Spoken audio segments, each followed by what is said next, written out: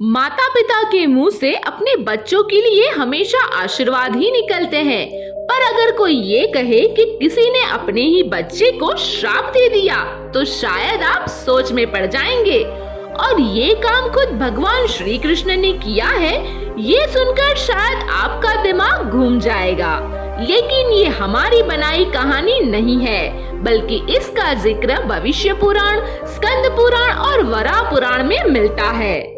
भगवान कृष्ण से जुड़े ऐसे कई रहस्य हैं जिनके बारे में बहुत कम ही लोग जानते हैं। ऐसा ही एक रहस्य है उनके पुत्र से जुड़ा, जिसके बारे में कहा जाता है कि भगवान कृष्ण ने गुस्से में अपने ही पुत्र सांब को कोढ़ी होने का श्राप दे दिया था।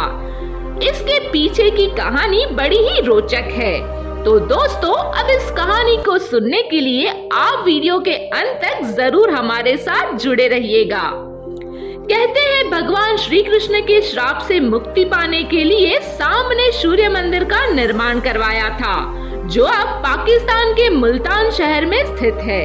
इस सूर्य मंदिर को आदित्य मंदिर के नाम से भी जाना जाता है। वैसे तो श्री कृष्ण की कई रानियां थी, जिनमें से एक जामवंत की पुत्री जामवंती भी थी। श्री कृष्ण और जामवंती के विवाह के पीछे भी एक कहानी है। पुराणों के अनुसार बहुमूल्य मणि हासिल करने के लिए भगवान श्री कृष्ण और जामवंत में 28 दिनों तक युद्ध चला था। युद्ध के दौरान जब जामवंत ने कृष्ण के असली रूप को पहचान लिया तो उन्होंने मणि समेत अपनी पुत्री जामवंती का हाथ भी उन्हें सौंप दिया। कृष्ण और जामवंती के पुत्र का नाम ही सांब था। कहते हैं सांब इतना सुंदर और आकर्षक था कि कृष्ण की कई पटरानियां भी उसकी सुंदरता के प्रभाव में आ गई थी। ये भी कहा जाता है कि सांब के रूप से प्रभावित होकर एक दिन श्री कृष्ण की एक रानी ने सांब की पत्नी का रूप धारण कर उसे आलिंगन में भर लिया। लेकिन ऐसा करते हुए श्री कृष्ण ने उन दोनों को देख लिया।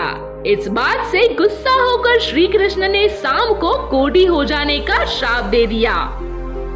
कथाएं बताती है कि जब श्री कृष्ण कहीं बाहर होते थे तो सांब अपनी माँ के साथ मजाक किया करते थे। कृष्ण सब जानते थे, लेकिन कुछ कहते नहीं थे क्योंकि वो सांब को ठेस नहीं पहुंचाना चाहते थे। एक दिन सांब ने नारद मुनि के रूप को लेकर व्यंग कर लिया। नारद को यह बात बहुत बुरी लगी। उसके बाद नारद ने सांब को सबक सिखाने की ठान ली। नारद सांब को अपनी बातों में फंसाकर उस जगह ले गए जहां उनकी सभी माएं स्नान कर रही थी। यह देखकर सभी ने कृष्ण से शिकायत की। पत्नियों की बात सुनकर कृष्ण को बहुत गुस्सा आया। नारद ने भी आग में घी डाला और बड़ा चढ़ाकर कहानी सुनाई। इस पर कृष्ण ने पुत्र को कोढ़ी होने का श्राप दिया। यह सुनकर सांब विचलित हो गए। उन्होंने पिता को सच्ची कहानी बताई। जब तक कृष्ण को उनकी सच्चाई पर भरोसा हुआ, तब तक बहुत देर हो चुकी थी। श्राप वापस नहीं लिया जा सकता था।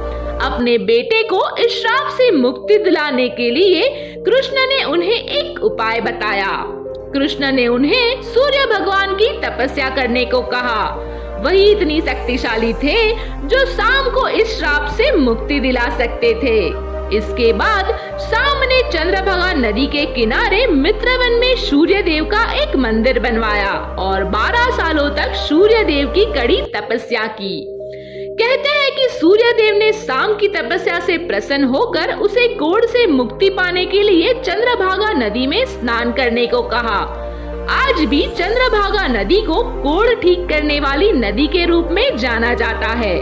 मान्यता है कि इस नदी में स्नान करने वाले व्यक्ति का कोढ़ जल्दी ठीक हो जाता है। दोस्तों, अगर आपको हमारा यह वीडियो पसंद आया है तो इसे अपने दोस्तों के साथ शेयर करें और ऐसे ही दूसरे वीडियो पाने के लिए हमारे चैनल को अभी सब्सक्राइब करें।